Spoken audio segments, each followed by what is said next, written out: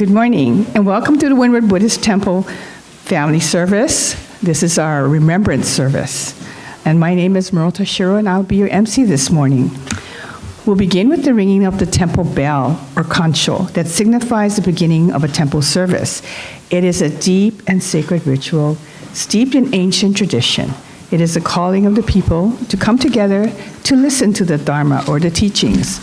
The temple bell represents the gratitude and deep appreciation of members, friends, and guests of the Windward Buddhist Temple.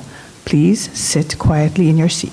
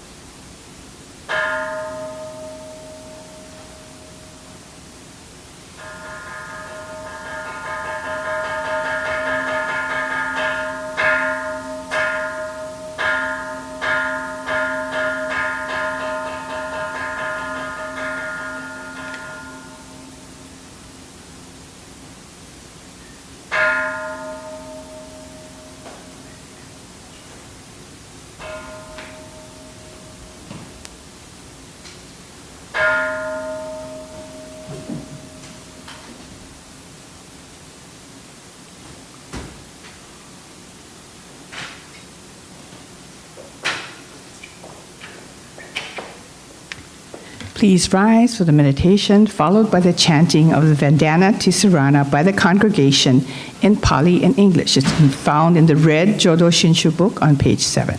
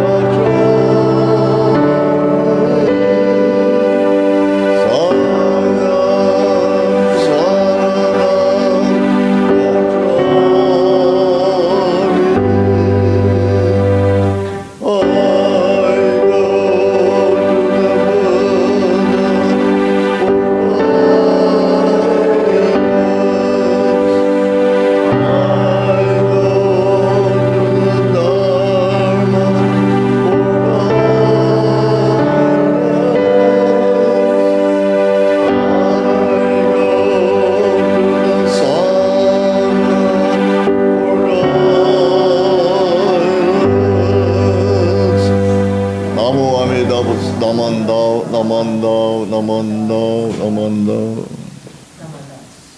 Please be seated. Reverend Bert Sumikawa will lead us in the Sanbutsuge, which is found in the red Jodo Shinshu book on page 9.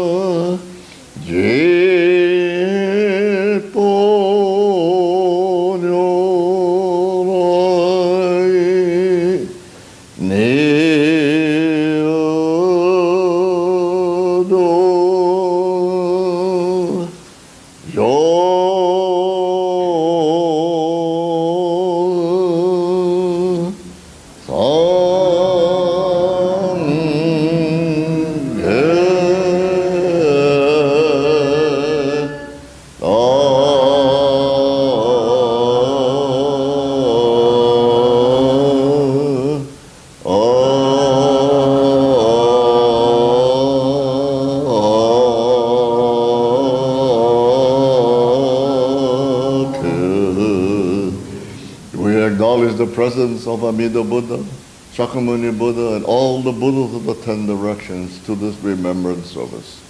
Namo Amida Butsu. Namo Amida Butsu.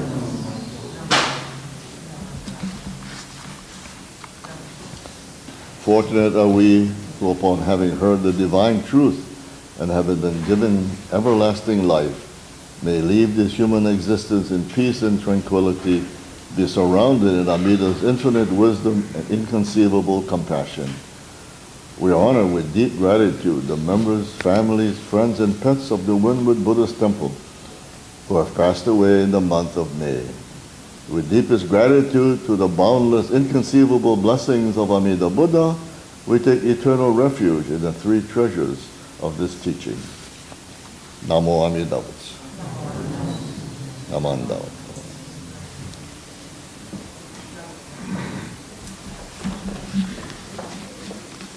Today, we are remembering loved ones who have passed away this month in any year. We'll begin by Sensei ringing the Kansho, ringing the bell. When I call the name of your loved ones, please come forward to offer incense. After the last name is called, Reverend Sumikawa will strike the gong several times and lead us directly into chanting of the Sutra Sanbutsuge in the red Jodo Shinshu Service book on page 47.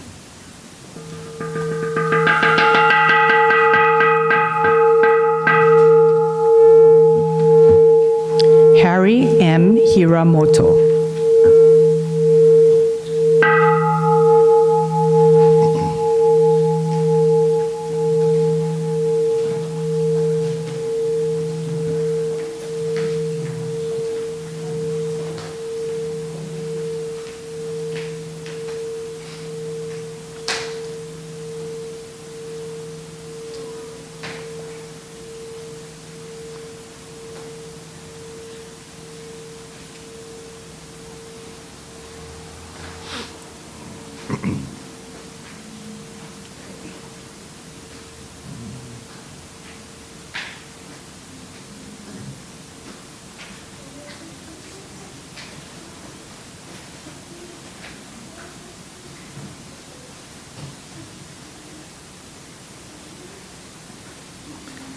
Satomi Takashiba.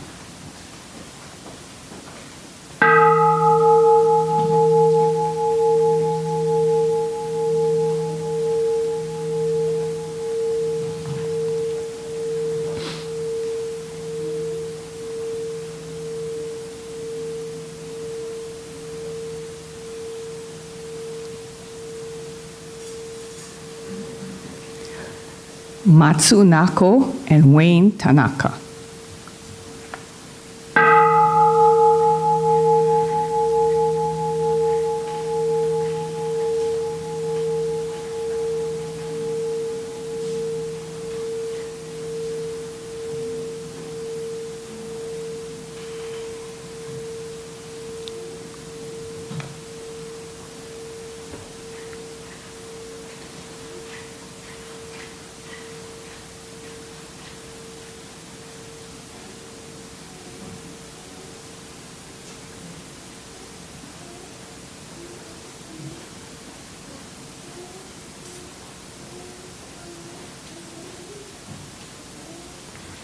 Reverend Yoshiaki Fujitani, Hideo Yanagisawa, Glenn Yanagisawa, David Inaba, Mangoro Fukumoto, Jane Shigeo Funai.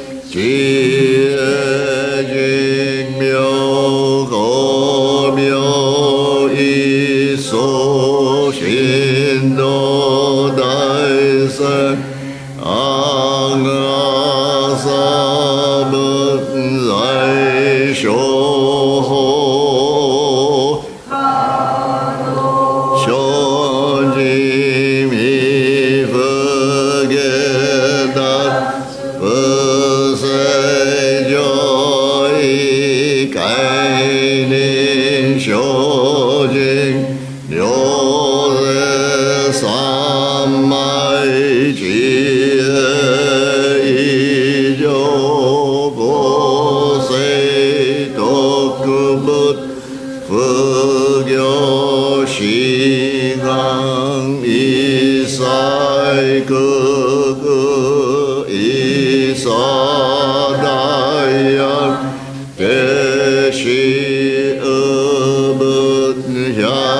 sen no kumang mu dio dai sho sho dio go ja gu yo i sai shi do sho bu gu dio gu do Kansho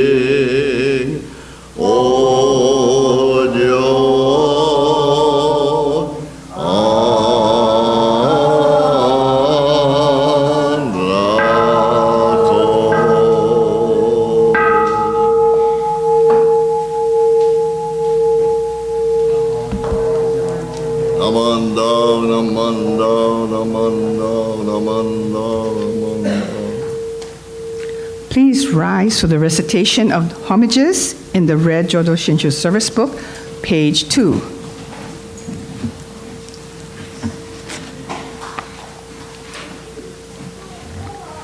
Hard it is to be born into human life. Now we are living it. Difficult it is to hear the teachings of the Blessed One. Now we hear them. If we do not gain emancipation in this present life, we may not be free from the ill-faring in the ocean of births and deaths for kalpas. Let us reverently take refuge in the three treasures. We go to the Buddha for guidance. May we all walk the path that is right to them. We go to the Dharma for guidance. May we be submerged in the depth of the teachings. Gain wisdom as Deep as the ocean. We go to the Sangha for guidance. May we all be one accord to live the life of harmony in the spirit of oneness, free from the boundaries of selfishness. Even through myriads of kalpas, hard it is to hear such excellent and profound teachings. Now we're able to hear and receive them. Let us try to understand the Tathagata's teachings. Please continue to stand for the Gatha golden chain in the purple WBT supplemental folder. That's on page 55 in that purple folder.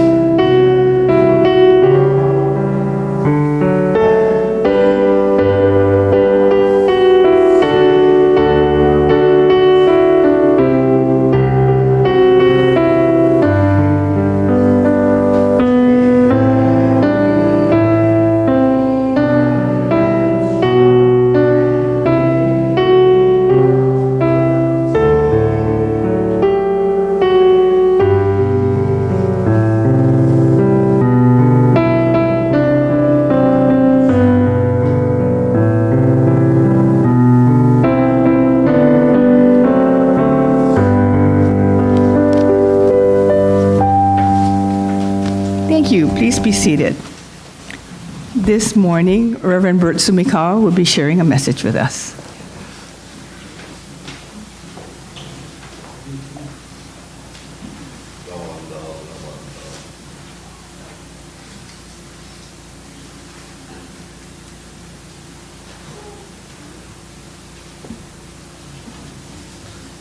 Good morning, everyone. So I imagine that you're surprised to see me all by myself today, right? Your regular minister is out this morning. I don't know what happened to her, but anyway, she's taking a little rest. So I'm doing this wamen. You ever heard that term before? Wamen? Let me explain. Years ago, when I was a student in college, I had this one guy from Maui, you know. So he was trying to explain to me that he was trying to do something, like I think carry or lift something, and was pretty heavy.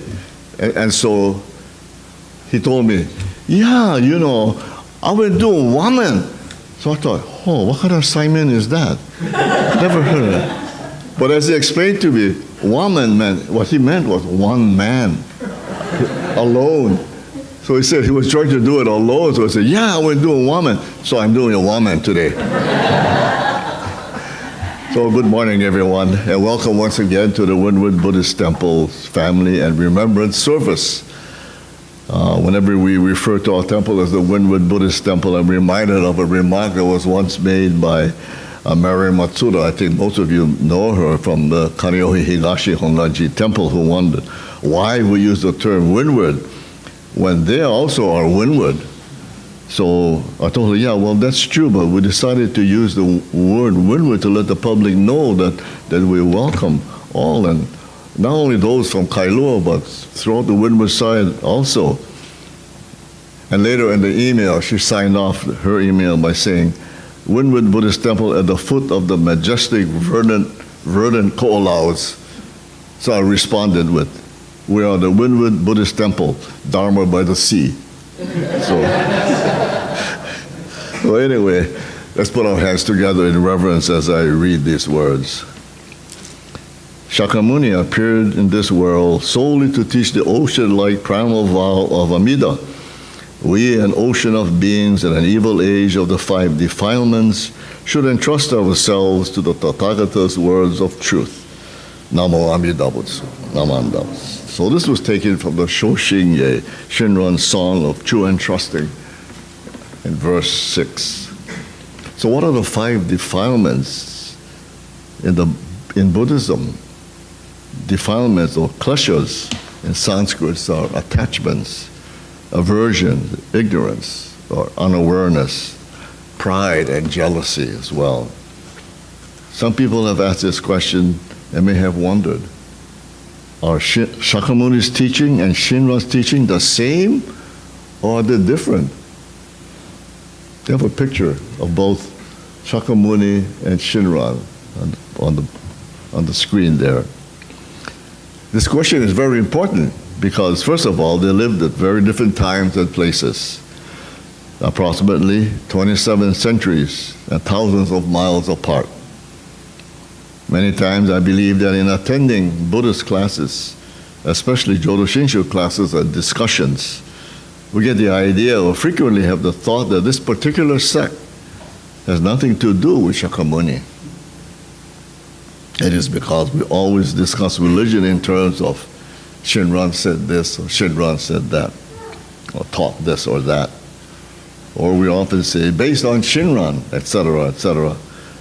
And we often lose sight of the true founder of Buddhism. More importantly, the 2 teachers use very different terms in their teaching.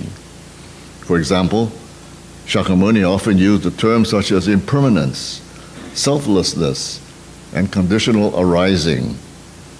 Shinran, however, seldom used these terms and instead used the terms such as Amida Buddha, Pure Land, and Nembutsu.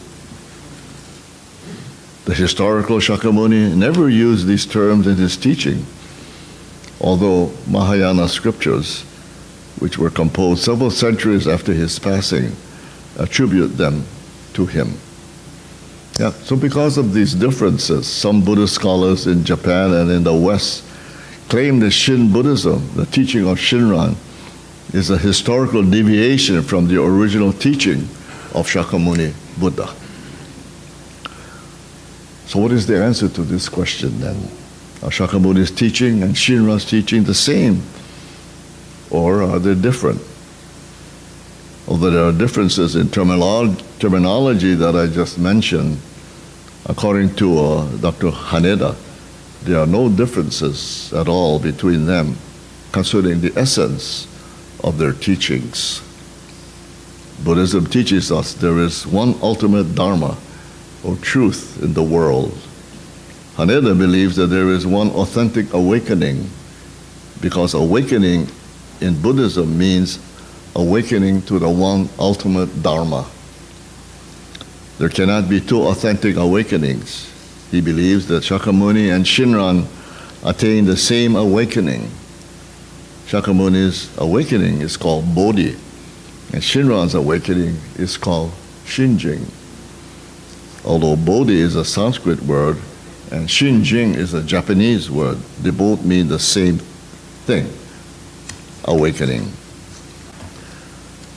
Scholars often talk about differences between various types of religions, for example, between Buddhism and Christianity, or between Zen Buddhism and Shin Buddhism.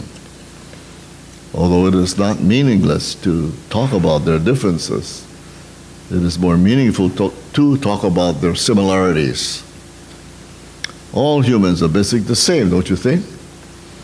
We all share the same basic human sufferings, and that we all have the same desire to be liberated from them.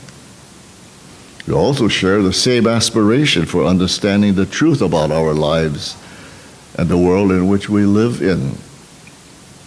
It would be more meaningful to learn from these various religions their universal message about liberation from suffering than to learn about the differences between these religions. If we are desperately seeking liberation from our suffering, how can we afford to engage in a comparative study these various teachings. We should seek a message that liberates us.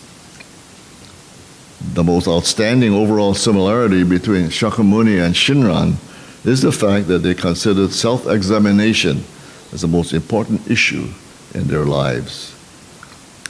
The Zen master Dogen, who lived between 1200 and 1253 and was a founder of the Soto Zen Buddhist sect, defined Buddhism as self-examination.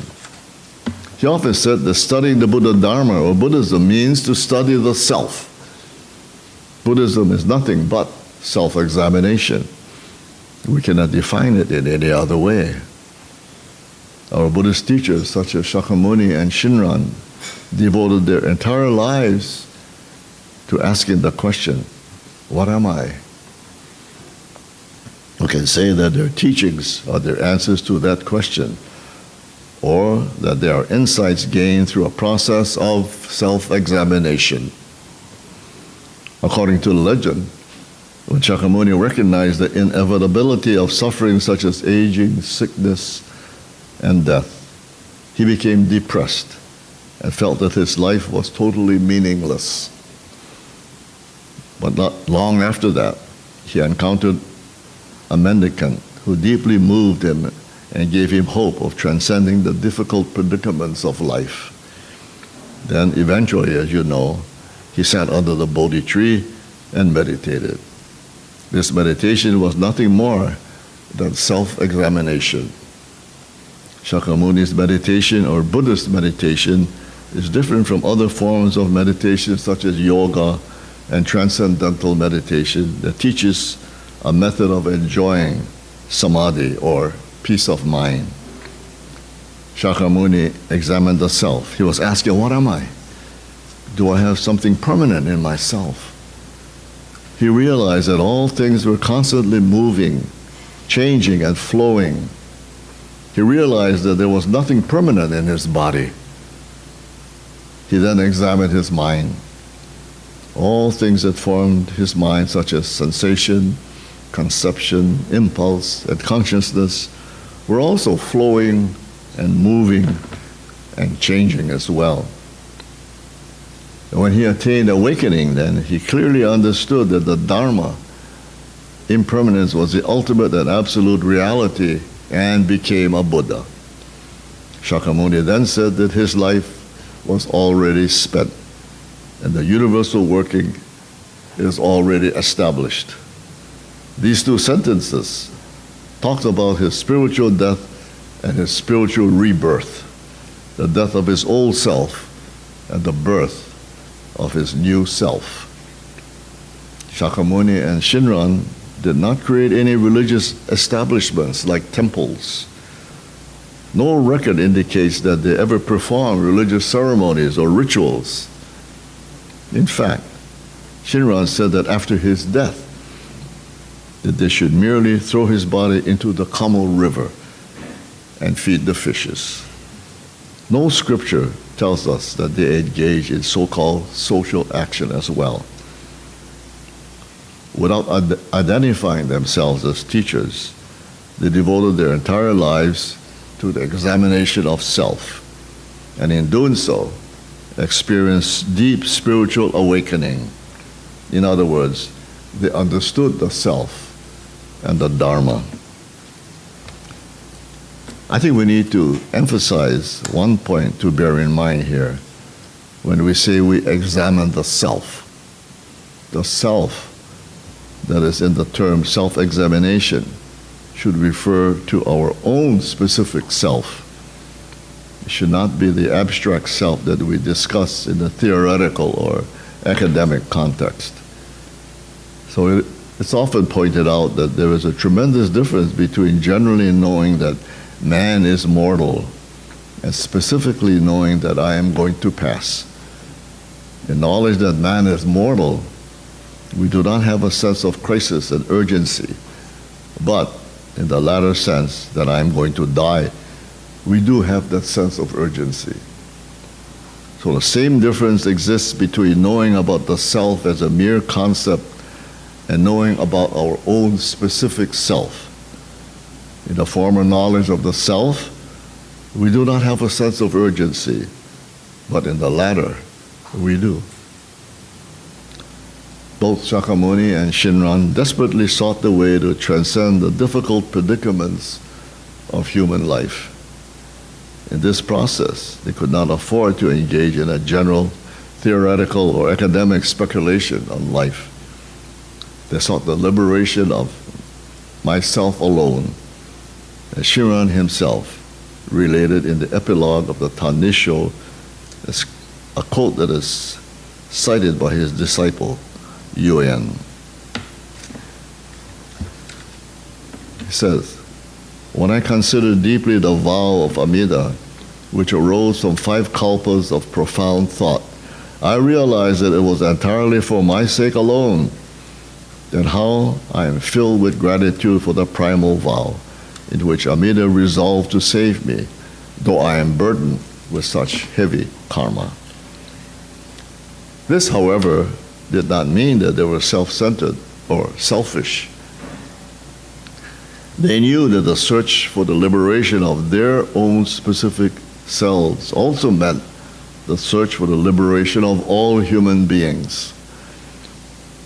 Only their self-focused way, and not their self-centered way, could open up the universal path of liberation for all human beings. Shakyamuni realized that the Dharma impermanence was a dynamic and constant process of learning. The Dharma exists only here and now. It exists in the movements that are expressed in the words such as seeing, hearing, learning, and seeking. There is no greater goal in human life than appreciating the depths and richness contained in the present flow of life. Appreciating the richness in the present moments, in the dynamic flow of life, so to speak, is the ultimate goal in Buddhism. Now then, I want to share what is considered by some scholars to be the most important concept in Shinran's teaching. It is a concept of the innermost aspiration, or Hongan, whose alternative translation is the primal vow, that is synonymous with the truth of impermanence. In the story told in the larger sutra, is a person or a character by the name of Dhammakara, who is a bodhisattva who eventually becomes Amida Buddha, symbolizing the truth of impermanence. Thus, Dhammakara or Amida Buddha is the personification or symbol of the truth of impermanence, or the innermost aspiration. The innermost aspiration means a desire to seek limitless wisdom and limitless oneness with all forms of life. The larger sutra tells us that Dhammakara, through long practices, becomes a Buddha by the name of limitless light, Amitabha, and limitless life, Amitayus. The meanings of these two names are as follows. Limitless light means that Dhammakara becomes a person who can seek wisdom from a limitless number of Buddhas, for example, teachers. Limitless life means that he becomes a person who can seek oneness with a limitless number of living beings. The innermost aspiration that Dhammakara or Amida stands for, a concrete symbol of the truth of impermanence that the larger sutra uses to teach us what it means to be liberated or to become one with the truth. Thus, in Shin Buddhism, our liberation is realized when we encounter the historical individual who embodies the innermost aspiration. When Shinran met Honen, he was deeply moved by him. Honen embodied the innermost aspiration. He was a true student and a constant seeker. He devoted his life to learning from his teacher Shantao, a Chinese Pure Land master. Shantao also embodied the innermost aspiration. Honen experienced spiritual death and spiritual birth in meeting his teacher. Having seen perfect preparation from Honen, Shinran was moved by it. Honen's innermost aspiration shook Shinran and awakened the same aspiration in him Shinran teaches us that all human beings possess the same innermost aspiration. In the beginning of this talk, I asked the question, are Shakyamuni's teaching and Shinran's teaching the same, or are they different? According to scholars, we should all agree that yes, they are the same. There is only one authentic awakening experience, and that both Shakyamuni and Shinran experienced and taught it. Their focus on self-examination is the most outstanding overall similarity between them.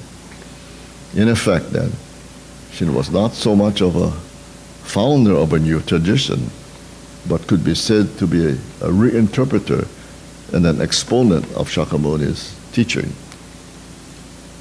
From chapter 2 of the Tanisho, Shinran says, if Amida's primal vow is true, Shakyamuni's teaching cannot be false. If the Buddha's teaching is true, Shantao's commentaries cannot be false. If Shantao's commentaries are true, can Honin's words be lies? If Honin's words are true, then surely what I say cannot be empty. And so, there you have it. Now you know the similarities between Shakyamuni and Shinran. Thank you very much for listening, and let's once again put our hands together in reverence. I reflect within myself, the universal vow difficult to fathom is indeed a great vessel bearing us across the ocean difficult to cross. The unhindered light is a sun of wisdom dispersing the darkness of our ignorance. How joyous I am. Shinran, disciple of Shakyamuni. Namo Amida Butsu. Namanda. Thank you very much, everyone, and have a great rest of the Sunday, rest of the week, and always.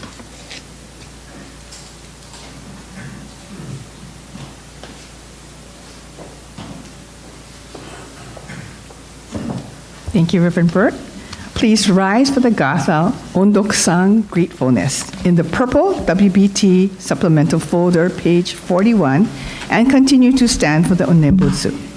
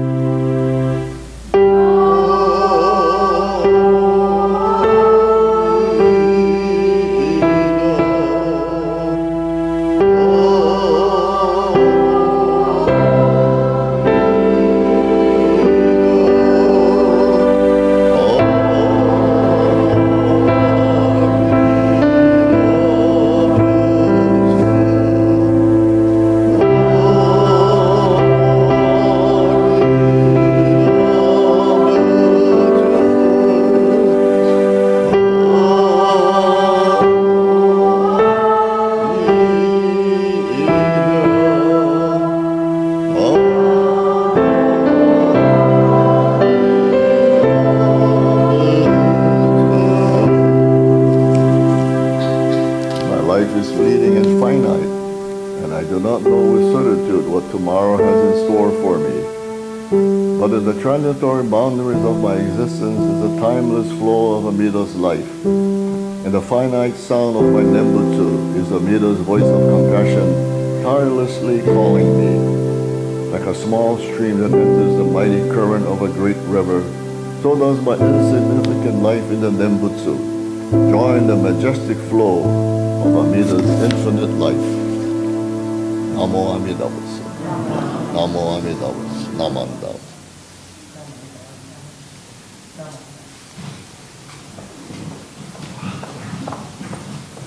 Thank you. This is the end of our service this morning.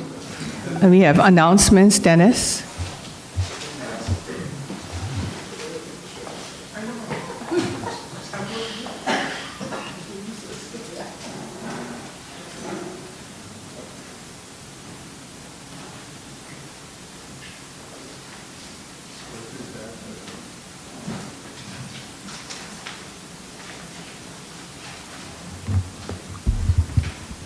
Morning, everyone.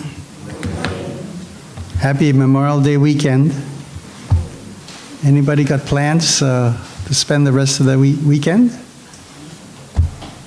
Somebody special is having a birthday tomorrow, so we'll be busy tonight and tomorrow. Thank you, Reverend Bert, for your message. Now we know the difference between Shakyamuni and Shinran. Thank you, Merle, for being the MC. Prudence for being our greeter. For Cynthia for bringing the Kansho. And Joy playing the piano. And of course, Ryan is recording this service. We have two guests today, Anne and Gay from Mililani Hongwanji. Welcome. Yesterday was our Earth Day trash pickup project that we cleaned up whatever rubbish we found along Kule Road. So we see pictures up there. Appreciate and thank those who came out to pick up a few bags of trash. It was our little effort, just a small effort, to save our planet. As we made our route along both sides of Kule Road, I heard compliments from several people for what we were doing. So I felt kind of good that we were kind of being recognized. Next Sunday, June 2nd, is the first Sunday family service. Of course, after the refreshments, we'll have an intergenerational activity. It'll be my turn to do a Dharma message, so stay tuned. On June 10th, Monday, we'll be visiting Waimanalo Japanese Cemetery. We'll be placing flowers at the grave sites and have a short memorial service. If you'd like to join us, please add your name to the sign-up sheet that's on the back table.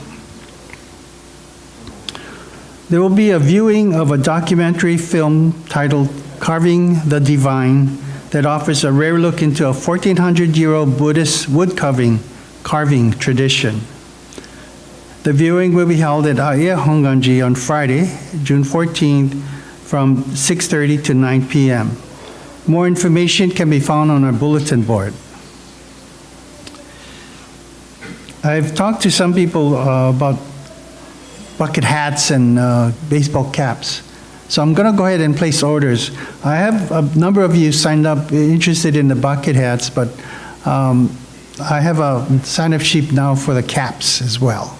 So hopefully we'll get it, if I follow up and get my rear end in gear, we'll get it ready. We will have it before Bondance, hopefully. Prudence has a couple announcements.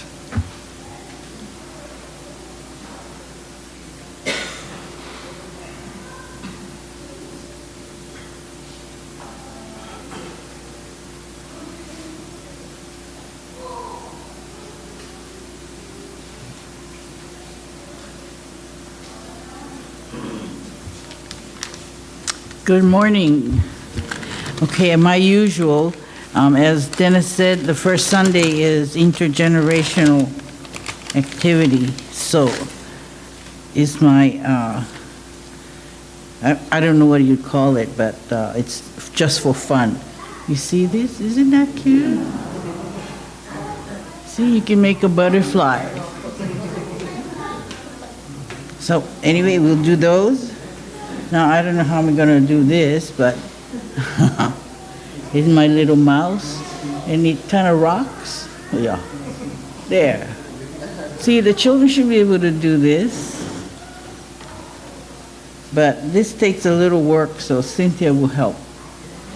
You can design your own. And I have one more request. You know, we scheduled CPR classes and the use of the AED, and it's set for the second Saturday in June. However, I guess I was a little bit more optimistic about people interested in doing it.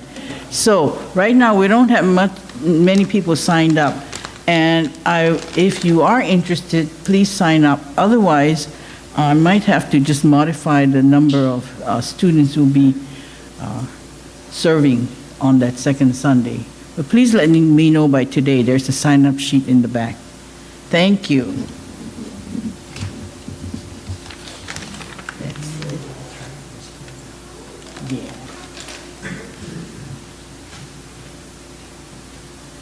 Thank you, Prudence. Are there any other announcements? If not, it's time to eat. Let's do the words of thanksgiving found on page 126 of the Red Service Book. Or look up on the screen. We are truly grateful for this wonderful food, a gift of life. May we share its benefits with all beings. As we partake of this food, let us remember Amida Buddha's compassion, which surrounds all people and all forms of life. Namo Amida Butsu. Itadakimasu. Thank you.